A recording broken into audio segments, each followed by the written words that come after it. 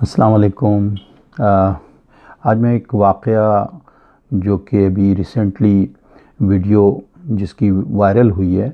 اور وہ ایکٹریس عظمیٰ خان اور ان کی سسٹر کے ساتھ جو کنیکٹڈ ہے اس واقعے کے دوسرے کردار جو ہیں، یعنی ملک ریاض کی بیٹیاں ہیں۔ تو میں اس واقعے کو کہنے سے پہلے کہ اب عدل و انصاف کے تقاضے کس حد تک اس واقعے سے میں پورے ہوں گے، اس سلسلے سے میں ایک قرآن کی ایک آیت پڑھنا چاہتا ہوں۔ اعوذ باللہ من الشیطان الرجیم، بسم اللہ الرحمن الرحیم، سورہ نساء کی یہ آیت نمبر 135 ہے۔ یا ایھا الذین آمنوا کونوا قوامین بالقسط شہداء للہ ولو علی انفسکم او الوالدین والاقربین ان یکن غنیا او فقیرا فاللہ اولی بہما فلا تتبعوا الہوی ان تعدلوا وان تلووا او تعرضوا فان اللہ کان بما تعملون خبیرا۔ اے ایمان والو، انصاف پر قائم رہو اور اللہ کے لیے سچی گواہی دو، خواہ اس میں تمہارا یا تمہارے ماں باپ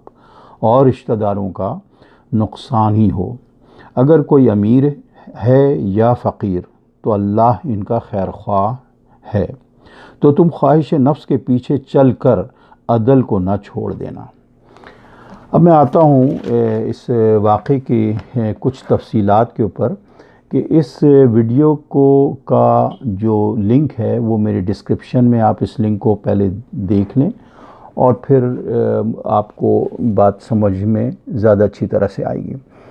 اب اس واقعے میں جو آپ کو نظر آئے گا، جو ہم نے اس کے اندر، کہ ان کی بیٹیاں جو ہیں ملک ریاض کی، وہ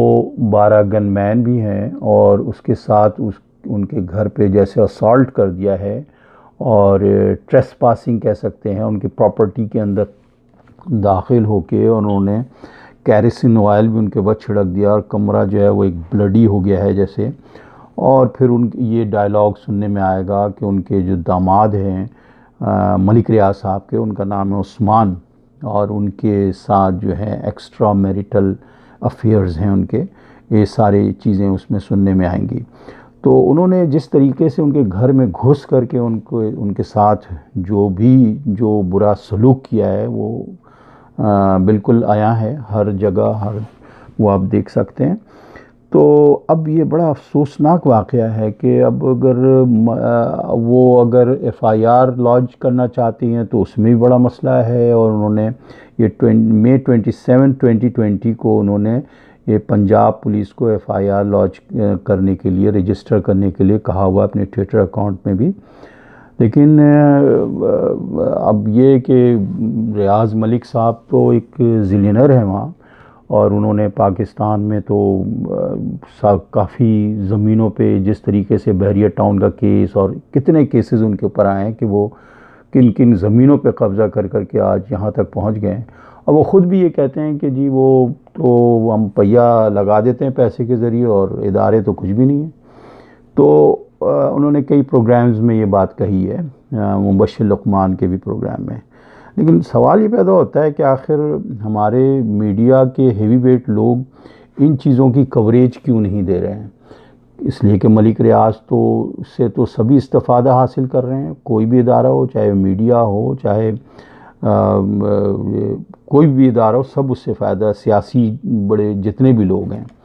اب ان کے پاس اتنے طاقتور لوگ ہیں، جس میں عدالت ہو، قانون ہو، حساس ادارے ہوں، تحقیقاتی ادارے ہوں، کیونکہ وہ خود اس ویڈیو میں آپ دیکھیں گے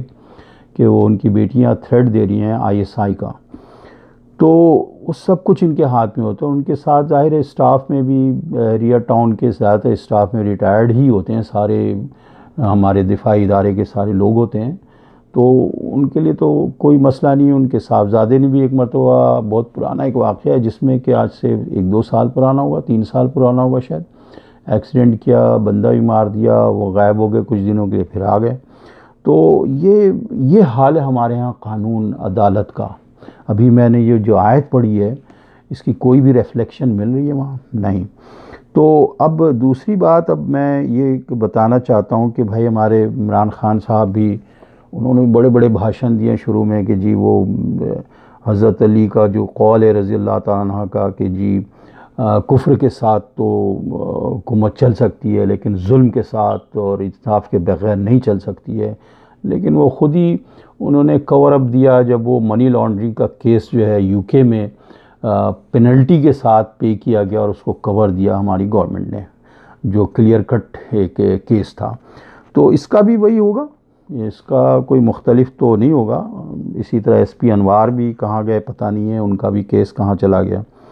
تو اب یہ ساری چیزیں ہیں جو میں ابھی آپ سب کے سامنے رکھ رہا ہوں۔ اب اسی سے متعلق اسی طرح کا کیس شبنم اداکارہ کا بھی کیس ایک مرتبہ لاہور میں آج سے 70s 80s میں ہوا تھا کہ وہ معاشرے کے امیر ترین لوگ جو تھے ان کے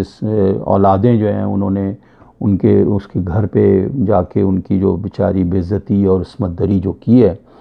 تو اس کا کیس جو ہے ایس ایم ظفر صاحب نے اپنے اس کیس کو میں نے پڑھا، جو انہوں نے کیس کے متعلق جو ڈیٹیل لکھی تھی، تو بڑی افسوسناک بات ہے کہ وہ کہتے تھے جب میں کیس کے پرسو کر رہا تھا، ان کے کیس کو فائٹ کر رہا تھا، تو اس کے اندر ہمارے معاشرے کے لوگ ان کو کہتے تھے کہ یہ تو ایکٹریس ہیں اور ان کے لیے آپ کیا پرسو کر رہے ہیں۔ تو بھائی ایکٹریس سے انصاف کے انصاف جو ہے وہ اس سے تعلق تو نہیں ہے کہ آپ ایکٹریس ہیں یا آپ بڑے پرہیزگار ہیں، اگر آپ نے کوئی یا بڑے عزت دار ہیں یا دولت والے ہیں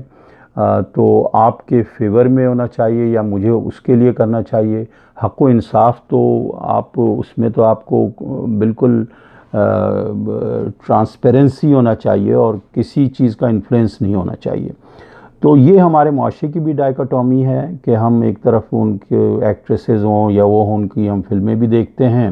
اور ساتھ ساتھ اگر اس طرح کی بات ہوتی ہے تو ہم اس میں اپنا پیترا بدل لیتے ہیں۔ تو یہ ایک، اور پھر ابھی حال میں ایک واقعہ کرنل کی بیوی کا بھی ہوا، تو اس میں بھی پتہ لگ گیا کہ جی وہ کیا ہوتا ہے ہمارے یہاں اداروں کا۔